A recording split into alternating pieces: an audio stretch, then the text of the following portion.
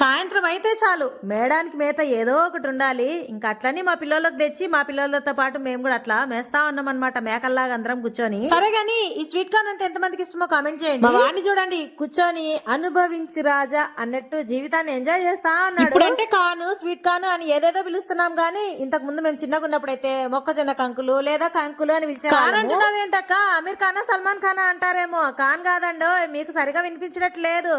Corn corn అన్నాను. ఇది Sunday తీసిన వీడియో అన్నమాట. సాయంత్రం సరదాగా కూర్చొని మాట్లాడుకుంటా ఉంటే ఒకరి మొహాలు ఒకరు ఎంతసేపు అని చూసుకుంటాంలే, ఇంకా బోర్ కొడుతుంది అని చెప్పేసి మా పిల్లలు ఇట్లా మాకు పని పెట్టినారనమాట. ఈ కంకుల్ని పిల్లల కోసం అని తెచ్చి పిల్లలతో పాటు సమానంగా తింటా నేను కూడా, ఏ మాత్రం తగ్గను. మేము చిన్నగా ఉన్నప్పుడు మా అమ్మని అడిగి 2 రూపాయలు ఇప్పించుకొని రోడ్డు మీదకి పరిగెత్తుకుంటా పోయి బండ్ల మీద ఈ కంకులు కొనుక్కొచ్చుకునే వాళ్ళము. 2 రూపాయలకి 2 ఇచ్చేవాళ్ళు అనమాట. కాలం మారింది అంటే ఏదో అనుకున్నా గానీ ఇదే అని ఇప్పుడు అర్థమైంది మనకు. మనది అసలే ట్యూబ్ లైట్ కదా, లేట్ గా వెలుగుతుంది అనమాట మనకు బల్బు.